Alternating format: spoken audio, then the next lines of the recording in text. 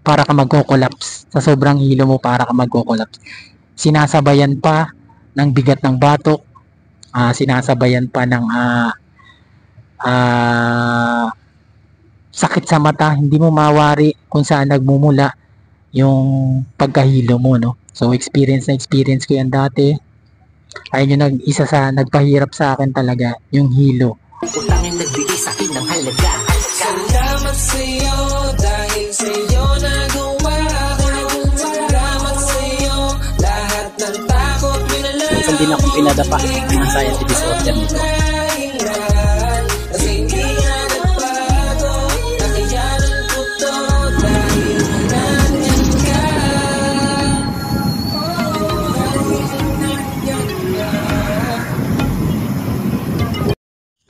Good morning mga classmate, good morning mga ka-anxiety. Sa umagang ito ay gusto kong i-share sa inyo ano-ano nga ba ang mga sintomas na naranasan ko noong kasagsagan ng anxiety disorder ko.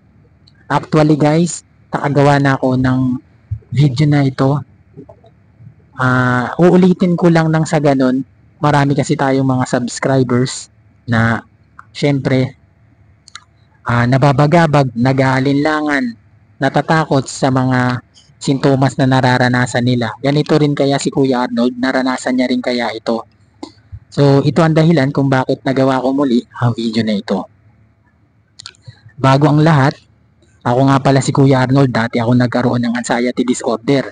Minsan din akong pinadapa ng anxiety disorder na ito. Ito naman yung ibinabahagi ko sa inyo, yung aking sariling karanasan kung paano ko na-overcome ang aking anxiety disorder. So, nung kasagsagan ng aking anxiety disorder, ito yung mga naranasan kong mga sintomas. Unang-una na dyan yung pagkahilo. Pagkahilo na laging 24/7 na lang, halos hindi na mawala-wala sa'yo. Ang pahinga mo na lang ay yung tulog, no? Doon lang nakakapahinga yung ulo mo sa mga bigat, no? Dito yan, dati, no? Ang first 1 month ng aking anxiety disorder dito, para may nakabalot sa'yo. Nakabalot na tali sa ulo mo, parang may pressure, parang pinipiga yung ulo mong ganyan. Ang nakakatakot dyan, yung para ka magko-collapse. Sa sobrang hilo mo, para ka magko-collapse. Sinasabayan pa ng bigat ng batok, sinasabayan pa ng sakit sa mata, hindi mo mawari kung saan nagmumula yung pagkahilo mo, no? So, experience ko yan dati. Ayun yung isa sa nagpahirap sa akin talaga, yung hilo. At napakatagal kong na-manage yan. Pangalawa na ay yung palpitation, no? Palpitation. Grabe, hindi mo mapigilan yung kabog ng dibdib mo. Grabe yung palpitation ko noon. Talagang dala-dala ko yan sa loob ng 6 months yung palpitation. 3 months nawala na siya. Tapos bumalik siya and then nawala yung palpitation ko 6 months talaga. 6 months yan. Yung palpitation kasi na yan, na-experience mo yan kapag nangibabaw na yung takot. Kakabahan ka na. Bigla-bigla na yan, di mo na mapipigilan yung palpitation mo. Ayun nangyari nun sa akin nun. Yung panghihina, yung pagkatapos ng hilo, bigla ka na lang manghihina nun. Yung parang manginginig yung kalamnan mo, parang ang lupat na lupat, no? Pagkatapos naman ng mga ilang minuto, makaka-recover ka na nun. Kumbaga, kapag kumalma ka na, doon na unti-unti ka na uling babalik yung lakas mo. Naranasan ko yan. Yung panic attack, naninigas yung mga katawan. Hindi mo mapigilan, naninigas. Gustuhin mo mang kontrolin, pero naninigas yung katawan mo. Experience ko yan, makailang ulit, 3 beses, nag-panic attack ako. Talaga, nakakatakot. Yung feeling mo mamamatay ka na. Feeling mo katapusan mo na. Yan yung pakiramdam ng panic attack. Yung laging may masakit sa likod mo, yung palaging masakit katawan mo, experience ko rin yan. Napakarami, lalo sa likod, no? Experience ko yan. Yung laging may masakit sa katawan. Experience ko yan. Yung giniginaw, bigla-biglang giginawin kahit na mahina yung katawan. Na-experience ko rin po yan dati. Yung hirap huminga. bigla na lang susulpot sa isipan mo na para kang nahihirapang huminga. Na-experience ko yan. Yung para kang sinasakal. Yan, na-experience ko yan before. Isa pa sa nagpahirap sa akin yung para kang atakihin sa puso. Kasi nararamdaman mo dito yan eh. May sa kung anong humihilab sa tiyan mo, no? Para kang may sakit sa pulo, sa left chest. Biglang bibigat, no? Mabigat na pakiramdam talaga sa left chest. Tapos minsan tumatago sa likod. Sa gawing left side ng tapat sa heart mo. Yan. Na-experience ko yan. So, nag-worry ako dati dyan. Feeling ko may sakit ako sa puso. Feeling ko naipitan ako ng ugat sa aking dibdib, no? So, na-experience ko yan. Yung umiinit yung pakiramdam, na-experience ko rin yan, mga classmate. So, lahat ng ito ay scam ng anxiety disorder. Lagi niyong tatandaan yan. Hindi ko pa ma-relate yung iba ko na-experience. Napakarami talaga eh. Yung minsan-minsan sumusulpot na nahihirapan kang huminga. Na-experience ko yan. Na-overcome ko yan sa pababagitan ng pag-exercise, pagbibisikleta. So, kapag sumusulpot yan bigla, nabablock agad siya ng isipan ko na hindi ako totoong nahihirapang huminga. Kasi nakakapag-exercise nga ako, hinihingal ako ng todo, wala naman nangyayaring masama sa akin. Doon ko siya na-overcome. Hanggat sa napaniwala ko yung sarili ko na malakas ako. Yun lang yan, kailangan huwag kang sasang-ayon sa anumang bigat ng mga sintomas, anumang bigat ng pakiramdam mo, kailangan huwag mong sang-ayunan. Lagi siyang i-block ng isipan mo na malakas ka at masigla. Ang nagpahirap sa akin talaga yan, hilo, tsaka yun sa bandang dibdib. Nakala mo may sakit ka na sa puso, para kang atakihin sa puso. Ayan, isa sa nagpahirap sa akin yan. Talaga nag-worry ako ng husto dyan. Yung acid reflux, siguro na-experience ko na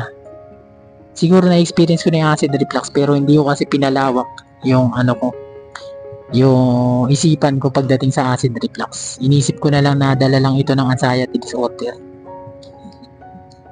Kasi yung acid reflux para kang maduduwal eh. So hindi ko na-experience yun. Na-experience ko lang yung after kumain talaga. After kumain, yung feeling mo, puno ng hangin yung tiyan mo. Na parang nagbabara dito mo. Na hindi ka makahinga. Na-experience ko yan. Yung after kumain, busog. Ginawa ko, kain pa rin ako ng kain. Hindi ako nagpadaig sa kanya, no? Yung iba kasi natatakot kapag sobrang busog, hindi na makahinga. No, ako hindi. Ginawa ko, kain pa rin ako ng kain. Wala akong pakialam. Sabi ko, hinahamon ko siya ng gusto. Wala akong pakialam sa'yo. So, ang nangyari kasi sa akin yan, kaya nabablock ng isipan ko na wala akong pakialam sa'yo, gumagano. Isipan ko kasi, mahilig ako mag-jogging, no? Mahilig ako magbisikleta. So, napakalaking advantage nun. Yung puno ng hangin yung tenga, experience ko yan. Puno ng hangin yung tenga, parang may sipon na ewan, di mo mawari. Yung nabibingi, humihina yung pandinig, na experience ko yan, mga classmate. Experience ko. Yung para kang may kabag lagi, lagi kang dumidighay, no? Lagi kang dighay ng dighay. Experience ko rin yan, mga classmate. Sobrang na-experience ko rin yan. Pero again, sinasabi ko sa inyo, nabablock siya ng isipan ko na baliwala ka sa akin. Hinahamon ko pa nga siya. So, hindi naging big deal sa akin yung laging dumidighay. Ang naging big deal talaga sa akin yung parang may sakit ka sa puso tapos yung sobrang hilo. Yan yung naging big deal sa akin sa experience ko sa anxiety disorder. Siguro marami pa akong hindi nabanggit sa inyo na mga sintomas. Pero again, lahat ng sintomas na yan ay gawa ng isipan mo. Ikaw nag-create niyan. So, ang pinaka-importante dyan, huwag mo siyang paniwalaan, huwag mong sang-ayunan. Yung itinutukoy ko na huwag mong sang-ayunan kapag naramdaman ka na nanghihina ako, inihihiga mo lang, huwag mong gagawin yun. Huwag mo sasang-ayunan siya. Bagkus, kapag nakaramdam ka nun, kaya ko ito. Lord, gabayan niyo po ako sa buong maghapong ito. Ingatan niyo po ako, samahan niyo po ako, ganun. Palagi ang mindset niyo. Huwag niyong bibibihin yung sarili niyo kasi lalo kayong manghihina kapag ganyan. Lalo niyong hindi mo overcome yung anxiety disorder niyo. So, ganyan talaga ang buhay. May anxiety disorder, kailangan mo siyang harapin araw-araw. May katagalan bago mo siya ma-overcome. Aabuti ng taon. Gaya ko, inaabot talaga ng taon bago ko siya tuluyan na overcome. Sa ngayon, mga classmate, bala ko mag-abroad eh. Bala ko mag-abroad. Nang sa ganun eh, makaahon kahit pa paano, no? Eh, dito sa pagbablog ko, wala naman. Hindi naman ako gaano kumikita. Isang beses pa lang ako sumahod, mga classmate. Pero laking pasalamat ko na. Eh, alam ko rin na balang araw lalago itong channel ko na ito. So, yun lang mga classmate. Marami pa akong sintomas na nalimutan, no, na na-experience ko. Comment down below naman kung ano yung mga na-experience yung mga sintomas. Nang sa ganun ay kung may katanungan kayo ay masagot natin yan. Maraming salamat mga classmate. Sa umagang ito, maraming salamat sa pagsubaybay nyo. Hiling ko lang na don't skip ads. Malaking tulong nyo na ito sa akin at malaking tulong nyo na rin ito sa mga kapwa nating nagsasuffer ng anxiety disorder. Maraming salamat mga classmate. See you on my next video. Utangin nagbigay sa'kin ng halaga. Salamat sa'yo dahil sa'yo nagawa ko. Salamat sa'yo lahat ng takot minalaw. Minsan din akong pinadapa ng anxiety disorder nito. Kasi hindi na nagbago. Nakayanan ko to dahil nandiyan ka.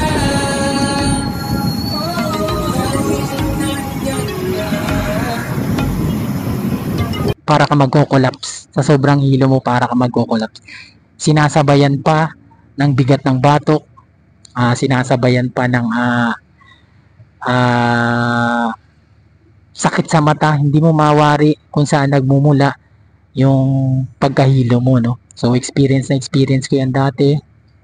Ayun yung isa sa nagpahirap sa akin talaga, yung hilo. Utangin nagbigay sa'kin ng halaga. Salamat sa'yo dahil sa'yo nagawa ko. Salamat sa'yo lahat ng takot minalaw. Minsan din akong pinadapa ng anxiety disorder nito. Kasi hindi na nagbago. Nakayanan ko to dahil nandiyan ka.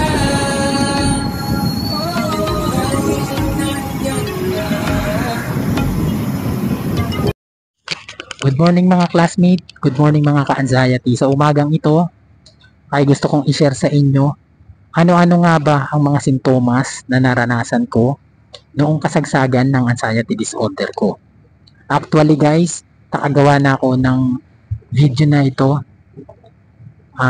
Uulitin ko lang nang sa ganun, marami kasi tayong mga subscribers na syempre nababagabag, nag-aalinlangan, natatakot sa mga sintomas na nararanasan nila. Ganito rin kaya si Kuya Arnold, naranasan niya rin kaya ito.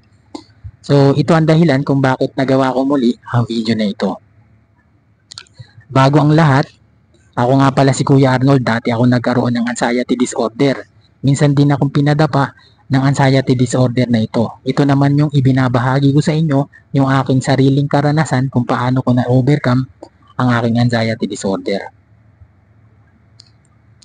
So, nung kasagsagan ng aking anxiety disorder, ito yung mga naranasan kong mga sintomas. Unang-una na dyan yung pagkahilo. Pagkahilo na laging 24/7 na lang. Halos hindi na mawala-wala sa'yo. Ang pahinga mo na lang ay yung tulog, no? Doon lang nakakapahinga yung ulo mo sa mga bigat, no? Dito yan. Dati, no? Ang first 1 month ng aking anxiety disorder dito, para may nakabalot sa'yo. Nakabalot na tali sa ulo mo. Parang may pressure. Parang pinipiga yung ulo mong ganyan.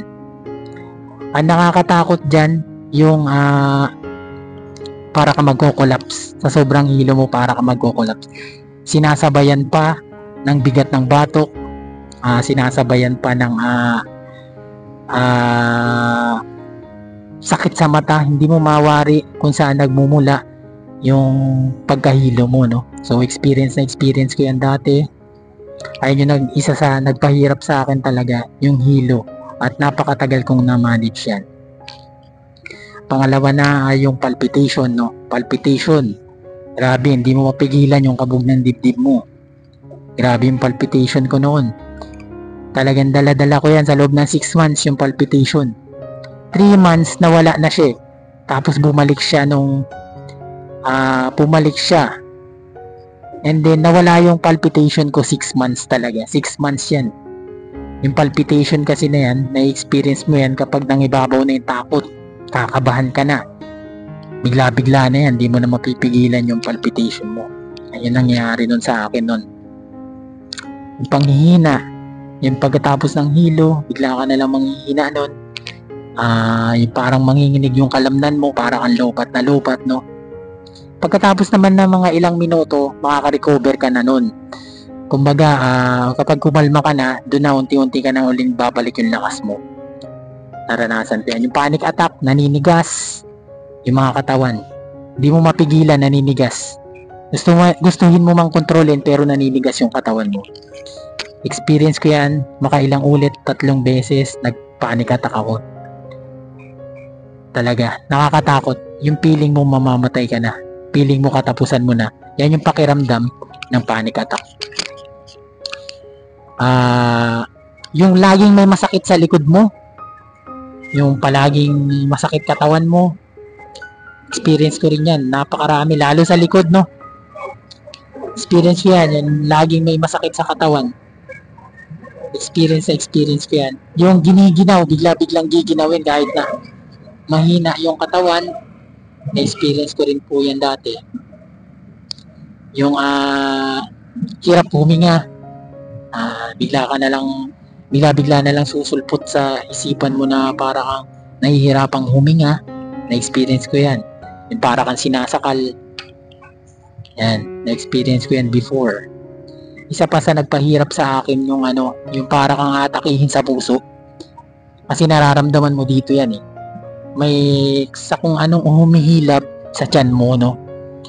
Para kang may sakit sa pulo, sa left chest, biglang bibigat, no? Mabigat na pakiramdam talaga sa left chest. Tapos minsan tumatago sa likod, sa gawing left side ng tapat sa heart mo. Yan, na-experience ko yan. So nag-worry ako dati dyan. Feeling ko may sakit ako sa puso, feeling ko naipitan ako ng ugat sa aking dibdib, no? So na-experience ko yan. Yung umiinit yung pakiramdam, na-experience ko rin yan, mga classmate. So lahat ng ito ay scam ng anxiety disorder. Lagi niyong tatandaan yan. Hindi ko pa ma-relate yung iba ko na-experience. Napakarami talaga eh. Yung minsan sumusulpot na nahihirapan kang huminga. Na-experience ko yan. Na-overcome ko yan sa pababagitan ng pag-exercise, pagbibisikleta.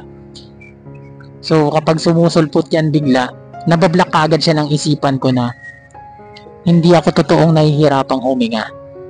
Kasi nakakapag-exercise nga ako, hinihingal ako ng todo, wala naman nangyayaring masama sa akin. Doon ko siya na-overcome.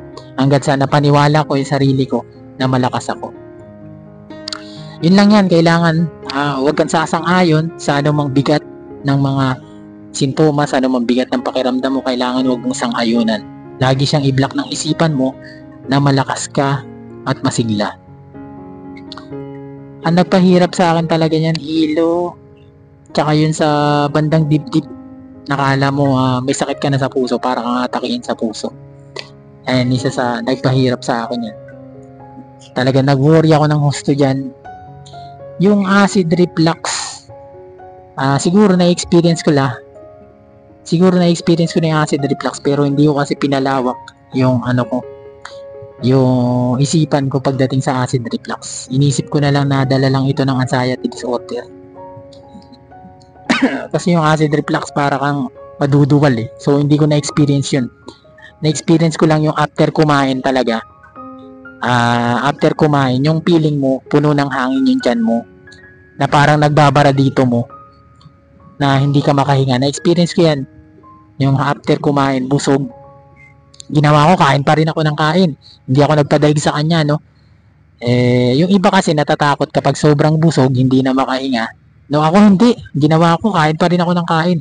Wala akong pakialam. Sabi ko, hinahamon ko siya ng gusto. Wala akong pakialam sa'yo. So, nangyari kasi sa akin yan, kaya nabablock ng isipan ko na wala akong pakialam sa'yo, gumaganon. Isipan ko kasi, mahilig ako mag-jogging, no? Mahilig ako magbisikleta, so napakalaking advantage nun. Yung puno ng hangin yung tenga, experience ko yan. Puno ng hangin yung tenga, parang may sipon na ewan, di mo mawari. Yung nabibingi, humihina yung pandinig, na experience ko yan mga classmate. Experience ko. Yung para kang may kabag lagi, lagi kang dumidighay, no? Lagi kang dighay ng dighay. Experience ko rin yan mga classmate.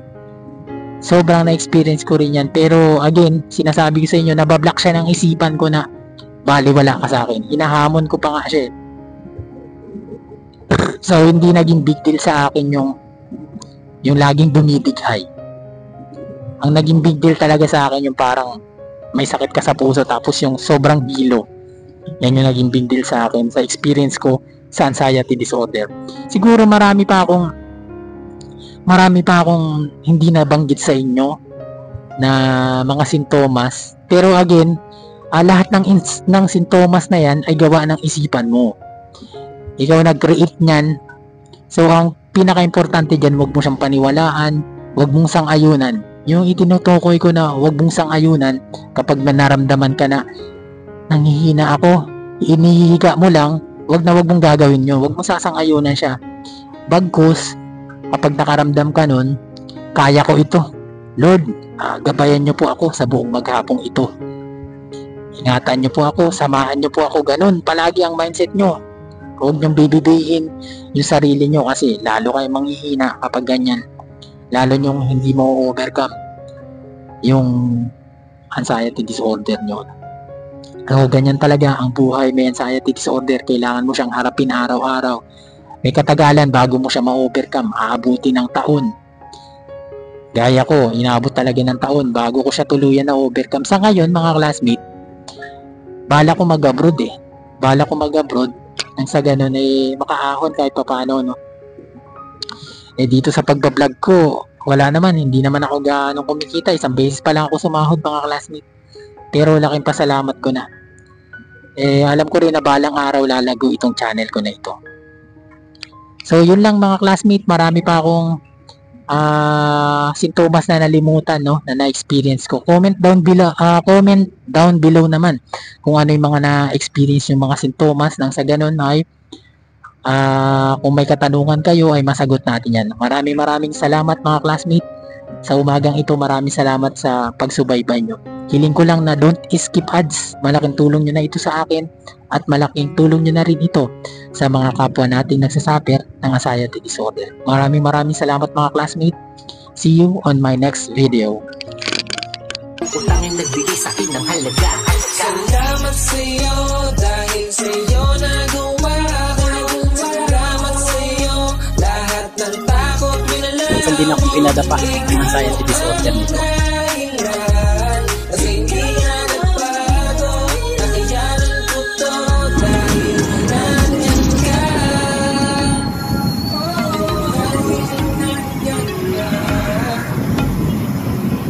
Para ka magko-collapse. Sa sobrang hilo mo, para ka magko-collapse.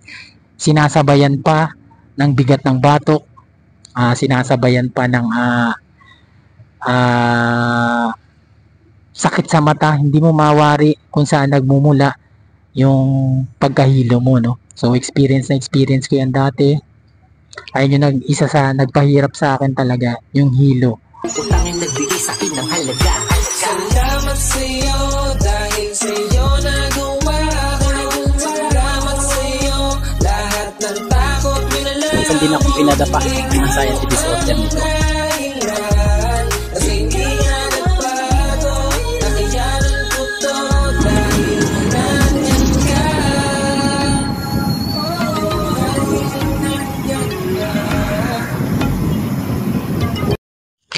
Good morning mga classmate, good morning mga ka-anxiety. Sa umagang ito ay gusto kong i-share sa inyo ano-ano nga ba ang mga sintomas na naranasan ko noong kasagsagan ng anxiety disorder ko. Actually guys, nakagawa na ako ng video na ito Uulitin ko lang nang sa ganun, marami kasi tayong mga subscribers na syempre nababagabag, nag-aalinlangan, natatakot sa mga sintomas na nararanasan nila. Ganito rin kaya si Kuya Arnold, naranasan niya rin kaya ito. So ito ang dahilan kung bakit nagawa ko muli ang video na ito. Bago ang lahat, ako nga pala si Kuya Arnold, dati ako nagkaroon ng anxiety disorder. Minsan din akong pinadapa ng anxiety disorder na ito. Ito naman yung ibinabahagi ko sa inyo, yung aking sariling karanasan kung paano ko na-overcome ang aking anxiety disorder.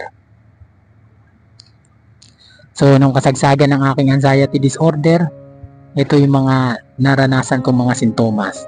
Unang-una na dyan yung pagkahilo.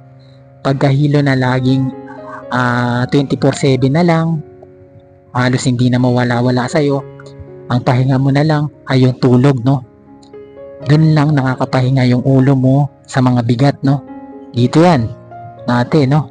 Ang first 1 month ng aking anxiety disorder dito, para may nakabalot sa'yo. Nakabalot na tali sa ulo mo. Parang may pressure, parang pinipiga yung ulo mong ganyan. Ang nakakatakot dyan, yung para ka magko-collapse. Sa sobrang hilo mo, para ka magko-collapse. Sinasabayan pa ng bigat ng batok, sinasabayan pa ng sakit sa mata, hindi mo mawari kung saan nagmumula yung pagkahilo mo, no? So experience ko yan dati. Ayun yung isa sa nagpahirap sa akin talaga, yung hilo, at napakatagal kong na-manage yan. Pangalawa na ay yung palpitation, no? Palpitation, grabe, hindi mo mapigilan yung kabog ng dibdib mo. Grabe yung palpitation ko noon. Talagang dala-dala ko yan sa loob ng 6 months yung palpitation. 3 months nawala na siya. Tapos bumalik siya and then nawala yung palpitation ko 6 months talaga. 6 months yan. Yung palpitation kasi na yan, na-experience mo yan kapag nangibabaw na yung takot. Kakabahan ka na. Bigla-bigla na yan, di mo na mapipigilan yung palpitation mo. Ayun nangyari nun sa akin nun. Yung panghihina, yung pagkatapos ng hilo, bigla ka na lang manghihina nun. Yung parang manginginig yung kalamnan mo, parang ang lopat na lopat, no? Pagkatapos naman ng mga ilang minuto, makaka-recover ka na nun. Kumbaga, kapag kumalma ka na, doon na unti-unti ka na uling babalik yung lakas mo. Naranasan ko yan. Yung panic attack, naninigas yung mga katawan. Hindi mo mapigilan, naninigas. Gustuhin mo mang kontrolin, pero naninigas yung katawan mo. Experience ko yan, makailang ulit, 3 beses, nag-panic attack ako. Talaga, nakakatakot. Yung feeling mo mamamatay ka na. Feeling mo katapusan mo na. Yan yung pakiramdam ng panic attack. Yung laging may masakit sa likod mo, yung palaging masakit katawan mo, experience ko rin yan. Napakarami, lalo sa likod, no? Experience ko yan. Yung laging may masakit sa katawan. Experience ko yan. Yung giniginaw, bigla-biglang giginawin kahit na mahina yung katawan. Na-experience ko rin po yan dati. Yung hirap huminga, bigla na lang susulpot sa isipan mo na para kang nahihirapang huminga. Na-experience ko yan. Yung para kang sinasakal. Yan, na-experience ko yan before. Isa pa sa nagpahirap sa akin yung yung para kang atakihin sa puso. Kasi nararamdaman mo dito yan eh. May sa kung anong humihilab sa tiyan mo, no? Para kang may sakit sa pulo, sa left chest, biglang bibigat, no? Mabigat na pakiramdam talaga sa left chest. Tapos minsan tumatago sa likod, sa gawing left side ng tapat sa heart mo. Yan, na-experience ko yan. So nag-worry ako dati dyan. Feeling ko may sakit ako sa puso, feeling ko naipitan ako ng ugat sa aking dibdib, no? So na-experience ko yan. Yung umiinit yung pakiramdam, na-experience ko rin yan, mga classmate. So lahat ng ito ay scam ng anxiety disorder. Lagi niyong tatandaan yan. Hindi ko pa ma-relate yung iba ko na-experience. Napakarami talaga eh. Yung minsan sumusulpot na nahihirapan kang huminga. Na-experience ko yan. Na-overcome ko yan sa pababagitan ng pag-exercise, pagbibisikleta. So, kapag sumusulpot yan bigla, nabablock agad siya ng isipan ko na hindi ako totoong nahihirapang huminga. Kasi nakakapag-exercise nga ako, hinihingal ako ng todo, wala naman nangyayaring masama sa akin. Doon ko siya na-overcome. Hanggat sa napaniwala ko yung sarili ko na malakas ako. Yun lang yan, kailangan huwag kang sasang-ayon sa anumang bigat ng mga sintomas, anumang bigat ng pakiramdam mo, kailangan huwag mong sang-ayunan. Lagi siyang i-block ng isipan mo na malakas ka at masigla. Ang nagpahirap sa akin talaga niyan, hilo, tsaka yun sa bandang dibdib. Nakala mo may sakit ka na sa puso, para kang atakihin sa puso. Ayan, isa sa nagpahirap sa akin yan. Talaga nag-worry ako ng husto dyan. Yung acid reflux, siguro na-experience ko na yung acid reflux, pero hindi ko kasi pinalawak yung yung isipan ko pagdating sa acid reflux. Inisip ko na lang na dala lang ito ng anxiety disorder. Kasi yung acid reflux para kang maduduwal eh. So hindi ko na-experience yun. Na-experience ko lang yung after kumain talaga.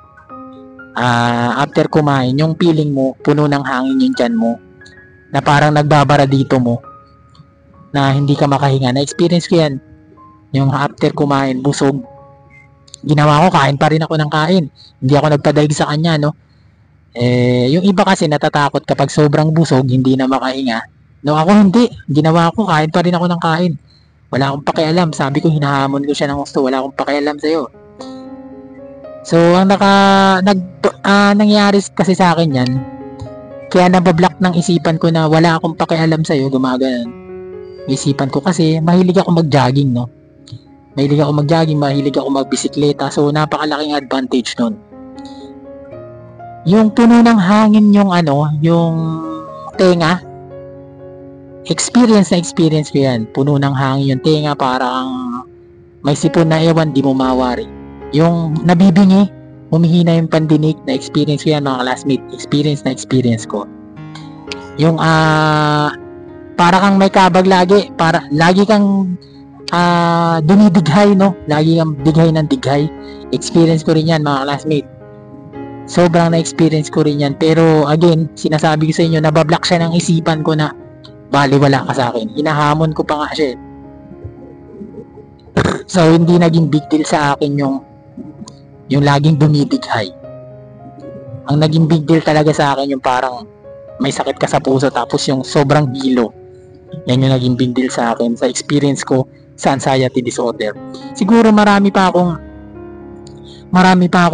hindi nabanggit sa inyo na mga sintomas. Pero again, lahat ng sintomas na yan ay gawa ng isipan mo. Ikaw nag-create niyan. So ang pinaka-importante dyan, huwag mo siyang paniwalaan, huwag mong sang-ayunan. Yung itinutukoy ko na huwag mong sang-ayunan kapag naramdaman ka na nanghihina ako, inihihiga mo lang, huwag mong gagawin yun. Huwag mo sasang-ayunan siya. Bagkus, kapag nakaramdam ka nun, kaya ko ito. Lord, gabayan niyo po ako sa buong maghapong ito. Ingatan niyo po ako, samahan niyo po ako, ganun. Palagi ang mindset niyo. Huwag niyong bibibihin yung sarili niyo kasi lalo kayong manghihina kapag ganyan. Lalo niyong hindi mo overcome yung anxiety disorder niyo. So, ganyan talaga ang buhay. May anxiety disorder, kailangan mo siyang harapin araw-araw. May katagalan bago mo siya ma-overcome. Aabuti ng taon. Gaya ko, inaabot talaga ng taon bago ko siya tuluyan na overcome. Sa ngayon, mga classmate, bala ko mag-abroad nang sa ganun makaahon kahit papaano, no? Dito sa pagbablog ko, wala naman, hindi naman ako gaano kumikita. Isang beses pa lang ako sumahod mga classmate. Pero laking pasalamat ko na. Alam ko rin na balang araw lalago itong channel ko na ito. So yun lang mga classmate, marami pa akong sintomas na nalimutan, no, na na-experience ko. Comment down below naman kung ano yung mga na-experience yung mga sintomas. Nang sa ganun ay kung may katanungan kayo ay masagot natin yan. Maraming salamat mga classmate. Sa umagang ito, maraming salamat sa pagsubaybay nyo. Hiling ko lang na don't skip ads. Malaking tulong nyo na ito sa akin at malaking tulong nyo na rin ito sa mga kapwa nating nagsasuffer ng anxiety disorder. Maraming salamat mga classmates. See you on my next video. Utangin nagbigay sa'kin ng halaga. Salamat sa'yo dahil sa'yo nagawa ko. Salamat sa'yo lahat ng takot minalaw. Minsan din akong pinadapa ng anxiety disorder nito. Kasi hindi nga nagbago. Nakayanan ko to dahil nandyan ka.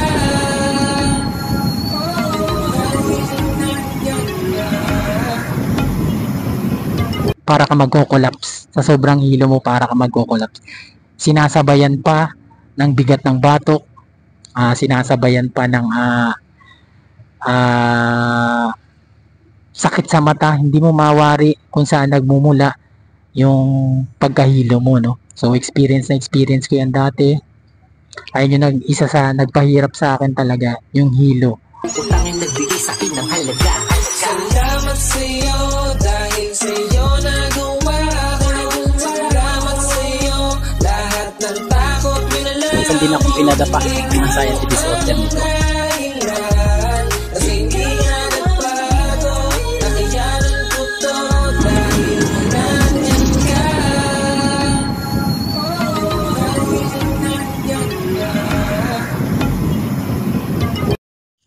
Good morning mga classmate, good morning mga ka-anxiety. Sa umagang ito, ay gusto kong i-share sa inyo ano-ano nga ba ang mga sintomas na naranasan ko noong kasagsagan ng anxiety disorder ko. Actually guys, nakagawa na ako ng video na ito. Uulitin ko lang nang sa ganun, marami kasi tayong mga subscribers na syempre nababagabag, nag-aalinlangan, natatakot sa mga sintomas na nararanasan nila. Ganito rin kaya si Kuya Arnold, naranasan niya rin kaya ito. So, ito ang dahilan kung bakit nagawa ko muli ang video na ito. Bago ang lahat, ako nga pala si Kuya Arnold, dati ako nagkaroon ng anxiety disorder. Minsan din akong pinadapa ng anxiety disorder na ito. Ito naman yung ibinabahagi ko sa inyo, yung aking sariling karanasan kung paano ko na-overcome ang aking anxiety disorder. So, nung kasagsagan ng aking anxiety disorder, ito yung mga naranasan kong mga sintomas. Unang-una na dyan yung pagkahilo. Pagkahilo na laging 24/7 na lang, halos hindi na mawala-wala sa'yo. Ang pahinga mo na lang ay yung tulog, no? Doon lang nakakapahinga yung ulo mo sa mga bigat, no? Dito yan, dati, no? Ang first 1 month ng aking anxiety disorder dito, para may nakabalot sa'yo. Nakabalot na tali sa ulo mo, parang may pressure, parang pinipiga yung ulo mong ganyan. Ang nakakatakot dyan, yung para ka magko-collapse. Sa sobrang hilo mo, para ka magko-collapse.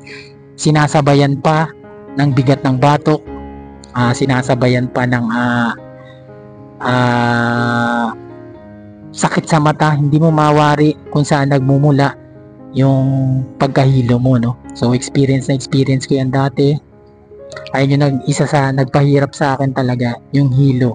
At napakatagal kong na-manage yan. Pangalawa na ay yung palpitation, no? Palpitation. Grabe, hindi mo mapigilan yung kabog ng dibdib mo. Grabe yung palpitation ko noon. Talagang dala-dala ko yan sa loob ng 6 months yung palpitation. 3 months nawala na siya. Tapos bumalik siya and then nawala yung palpitation ko 6 months talaga. 6 months yan. Yung palpitation kasi na yan, na-experience mo yan kapag nangibabaw na yung takot. Kakabahan ka na. Bigla-bigla na yan, di mo na mapipigilan yung palpitation mo. Ayun ang nangyari nun sa akin nun. Yung panghihina, yung pagkatapos ng hilo, bigla ka na lang manghihina nun. Yung parang manginginig yung kalamnan mo, parang ang lobat na lobat, no? Pagkatapos naman ng mga ilang minuto, makaka-recover ka na nun. Kumbaga, kapag kumalma ka na, doon na unti-unti ka na uling babalik yung lakas mo. Naranasan ko yan. Yung panic attack, naninigas yung mga katawan. Hindi mo mapigilan, naninigas. Gustuhin mo mang kontrolin, pero naninigas yung katawan mo. Experience ko yan, makailang ulit, 3 beses, nag-panic attack ako. Talaga, nakakatakot. Yung feeling mo mamamatay ka na. Feeling mo katapusan mo na. Yan yung pakiramdam ng panic attack. Yung laging may masakit sa likod mo, yung palaging masakit katawan mo, experience ko rin yan. Napakarami, lalo sa likod, no? Experience ko yan, yung laging may masakit sa katawan.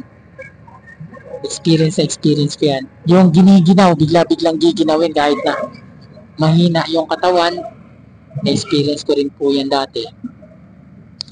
Yung hirap huminga, bigla na lang susulpot sa isipan mo na para kang nahihirapang huminga. Na-experience ko yan. Yung para kang sinasakal. Yan, na-experience ko yan before. Isa pa sa nagpahirap sa akin yung yung para kang atakihin sa puso. Kasi nararamdaman mo dito yan eh. May sa kung anong humihilab sa tiyan mo, no? Para kang may sakit sa pulo, sa left chest. Biglang bibigat, no? Mabigat na pakiramdam talaga sa left chest. Tapos minsan tumatago sa likod. Sa gawing left side ng tapat sa heart mo. Yan. Na-experience ko yan. So, nag-worry ako dati dyan. Feeling ko may sakit ako sa puso. Feeling ko naipitan ako ng ugat sa aking dibdib, no? So, na-experience ko yan. Yung umiinit yung pakiramdam, na-experience ko rin yan, mga classmate. So, lahat ng ito ay scam ng anxiety disorder. Lagi niyong tatandaan yan. Hindi ko pa ma-relate yung iba ko na-experience. Napakarami talaga eh. Yung minsan-minsan sumusulpot na nahihirapan kang huminga. Na-experience ko yan. Na-overcome ko yan sa pababagitan ng pag-exercise, pagbibisikleta. So, kapag sumusulpot yan bigla, nabablock agad siya ng isipan ko na hindi ako totoong nahihirapang huminga. Kasi nakakapag-exercise nga ako, hinihingal ako ng todo, wala naman nangyayaring masama sa akin. Doon ko siya na-overcome. Hanggat sa napaniwala ko yung sarili ko na malakas ako. Yun lang yan, kailangan huwag kang sasang-ayon sa anumang bigat ng mga sintomas, anumang bigat ng pakiramdam mo, kailangan huwag mong sang-ayunan. Lagi siyang i-block ng isipan mo na malakas ka at masigla. Ang nagpahirap sa akin talaga yan, hilo, tsaka yun sa bandang dibdib. Nakala mo may sakit ka na sa puso, para kang atakihin sa puso. Ayan, isa sa nagpahirap sa akin yan. Talaga nag-worry ako ng husto dyan. Yung acid reflux, siguro na-experience ko na yung acid reflux, pero hindi ko kasi pinalawak yung yung isipan ko pagdating sa acid reflux. Inisip ko na lang na dala lang ito ng anxiety disorder. Kasi yung acid reflux para kang maduduwal eh. So hindi ko na-experience yun. Na-experience ko lang yung after kumain talaga. After kumain, yung feeling mo puno ng hangin yung tiyan mo, na parang nagbabara dito mo, na hindi ka makahinga. Na-experience ko yan. Yung after kumain, busog. Ginawa ko, kain pa rin ako ng kain. Hindi ako nagpadaig sa kanya, no? Yung iba kasi natatakot kapag sobrang busog, hindi na makahinga. No, ako hindi. Ginawa ko, kain pa rin ako ng kain. Wala akong pakialam. Sabi ko, hinahamon ko siya ng gusto. Wala akong pakialam sa'yo. So, ang nangyari kasi sa akin yan, kaya nabablock ng isipan ko na wala akong pakialam sa'yo, gumaganon. Isipan ko kasi, mahilig ako mag-jogging, no? Mahilig ako magbisikleta. So, napakalaking advantage nun. Yung puno ng hangin yung yung tenga, experience ko yan. Puno ng hangin yung tenga, parang may sipon na ewan, di mo mawari. Yung nabibingi, humihina yung pandinig, na experience ko yan, mga classmate. Experience ko. Yung para kang may kabag lagi, lagi kang dumidighay, no? Lagi kang dighay ng dighay. Experience ko rin yan, mga classmate. Sobrang na-experience ko rin yan. Pero again, sinasabi ko sa inyo, nabablock siya ng isipan ko na baliwala ka sa akin. Hinahamon ko pa nga siya. So, hindi naging big deal sa akin yung laging dumidighay. Ang naging big deal talaga sa akin yung parang may sakit ka sa puso, tapos yung sobrang hilo. Yan yung naging big deal sa akin, sa experience ko sa anxiety disorder. Siguro marami pa akong hindi nabanggit sa inyo na mga sintomas. Pero again, lahat ng sintomas na yan ay gawa ng isipan mo. Ikaw nag-create niyan. So ang pinaka-importante dyan, huwag mo siyang paniwalaan, huwag mong sang-ayunan. Yung itinutukoy ko na huwag mong sang-ayunan kapag naramdaman ka na nanghihina ako, inihihiga mo lang, huwag mong gagawin yun. Huwag mo sasang-ayunan siya. Bagkus, kapag nakaramdam ka nun, kaya ko ito. Lord, gabayan niyo po ako sa buong maghapong ito. Ingatan niyo po ako, samahan niyo po ako, ganun. Palagi ang mindset niyo. Huwag niyong bibibihin yung sarili niyo kasi lalo kayo manghihina kapag ganyan. Lalo niyong hindi mo overcome yung anxiety disorder niyo. So, ganyan talaga ang buhay. May anxiety disorder, kailangan mo siyang harapin araw-araw. May katagalan bago mo siya ma-overcome. Aabuti ng taon. Gaya ko, inaabot talaga ng taon bago ko siya tuluyan na overcome. Sa ngayon, mga classmate, bala ko mag-abroad nang sa ganun makaahon kahit papaano, no? Dito sa pagbablog ko, hindi naman ako gaano kumikita. Isang beses pa lang ako sumahod, mga classmate. Pero laking pasalamat ko na. Alam ko rin na balang araw lalago itong channel ko na ito. So yun lang, mga classmate, marami pa akong sintomas na nalimutan, no, na na-experience ko. Comment down below naman kung ano yung mga na-experience yung mga sintomas. Nang sa ganun ay kung may katanungan kayo ay masagot natin yan. Maraming salamat, mga classmate. Sa umagang ito, maraming salamat sa pagsubaybay nyo. Hiling ko lang na don't skip ads. Malaking tulong nyo na ito sa akin at malaking tulong nyo na rin ito sa mga kapwa nating nagsasuffer ng anxiety disorder. Maraming salamat, mga classmate. See you on my next video. Utangin nagbigay sa'kin ng halaga. Salamat sa'yo dahil sa'yo nagawa ko.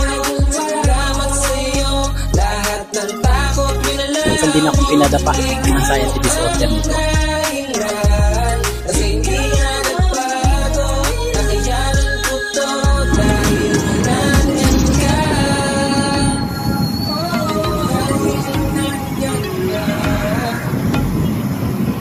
Para ka magko-collapse. Sa sobrang hilo mo, para ka magko-collapse. Sinasabayan pa ng bigat ng batok, sinasabayan pa ng sakit sa mata, hindi mo mawari kung saan nagmumula yung pagkahilo mo, no? So experience ko yan dati. Ayun yung isa sa nagpahirap sa akin talaga, yung hilo. Utangin nagbigay sa'kin ng halaga. Salamat sa'yo dahil sa'yo nagawa ko. Salamat sa'yo, lahat ng takot minalaw. Minsan din akong pinadapa ng anxiety disorder nito. Kasi hindi nga nagbago, nakayanan ko to dahil nandyan ka.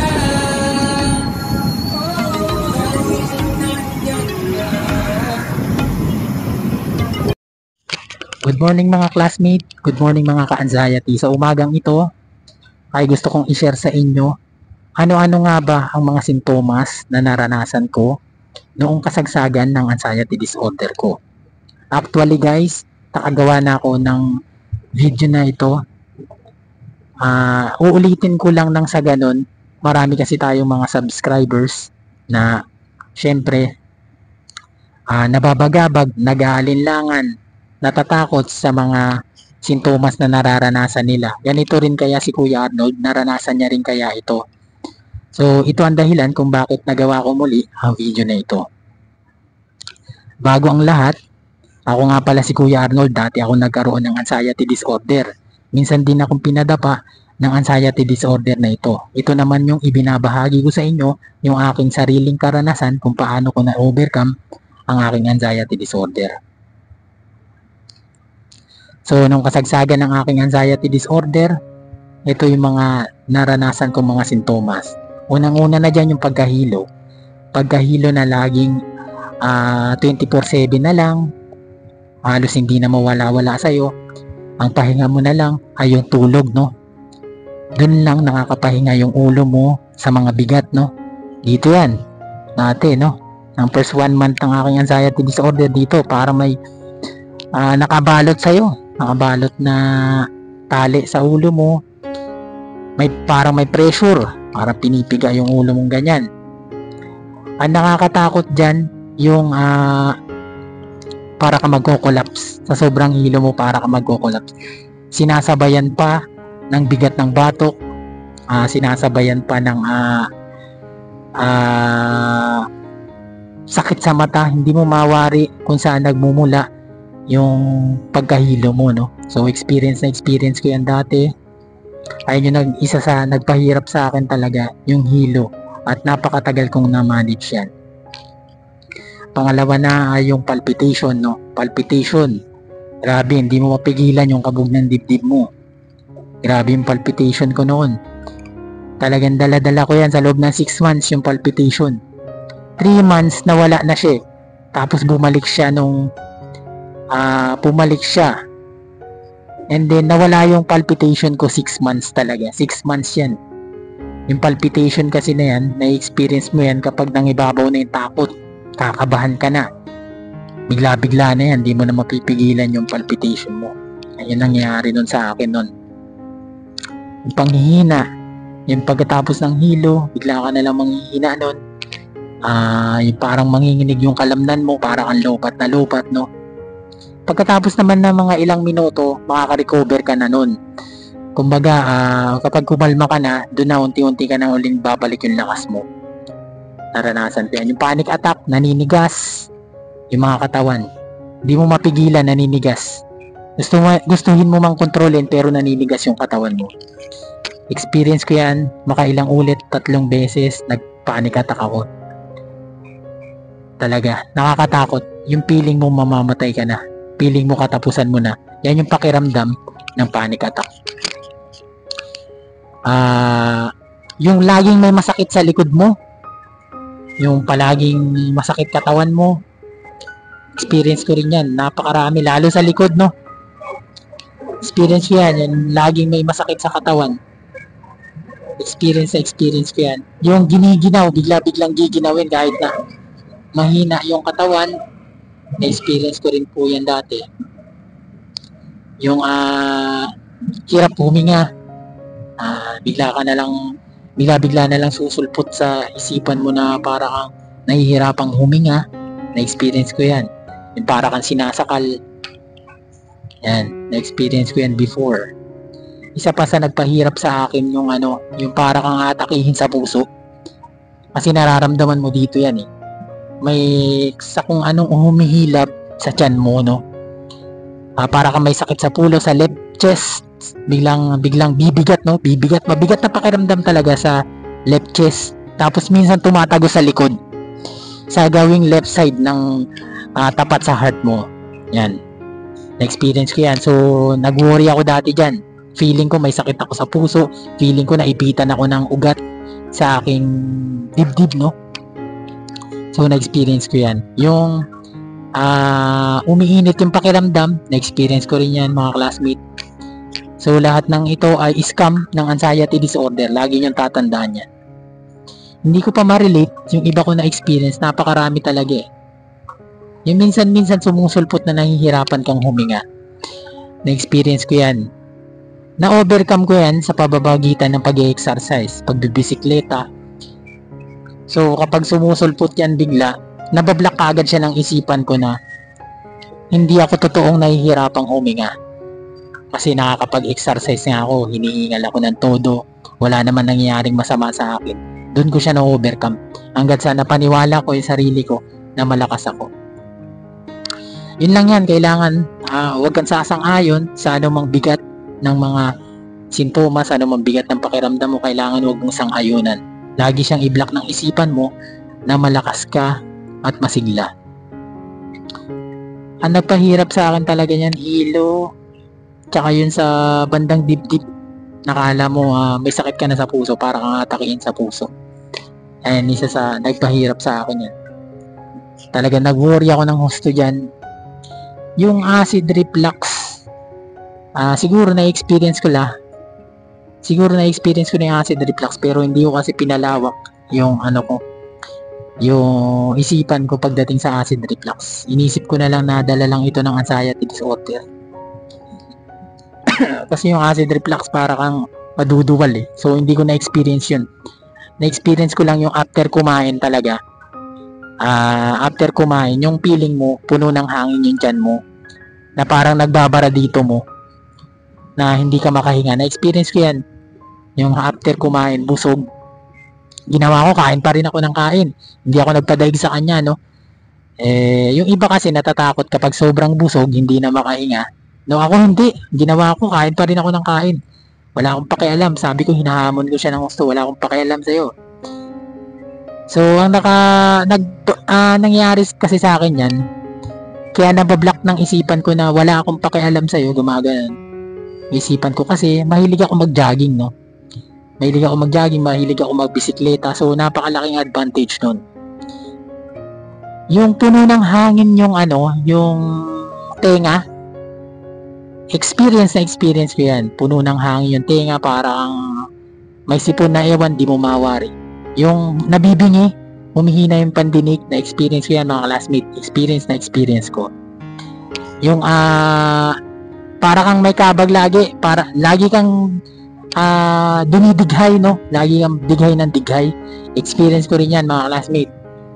Sobrang na-experience ko rin yan. Pero again, sinasabi ko sa inyo, nabablock siya ng isipan ko na baliwala ka sa akin. Hinahamon ko pa nga siya.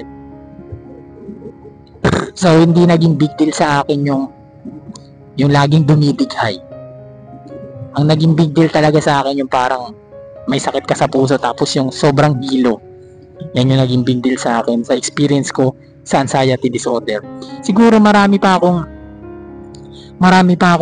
hindi nabanggit sa inyo na mga sintomas. Pero again, lahat ng sintomas na yan ay gawa ng isipan mo. Ikaw nag-create niyan.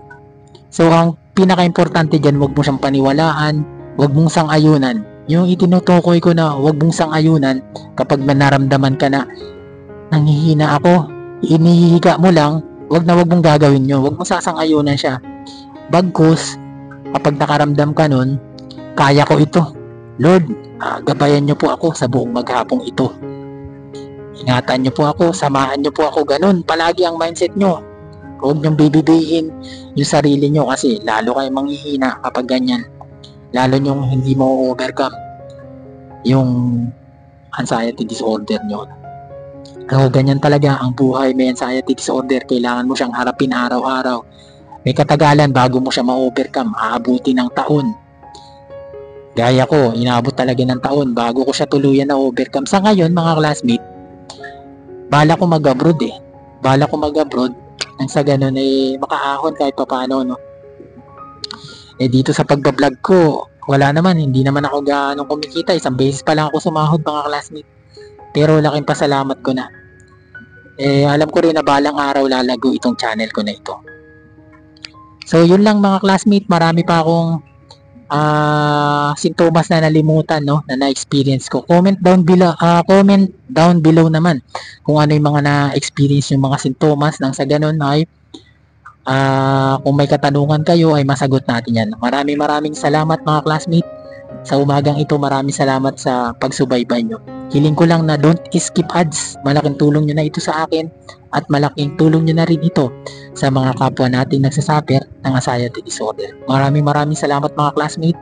See you on my next video. Utangin nagbigay sa akin ng halaga. Salamat sa'yo dahil sa'yo nagawa ko. Salamat sa'yo lahat ng takot minalaman. Minsan din akong pinadapa ng anxiety disorder nito.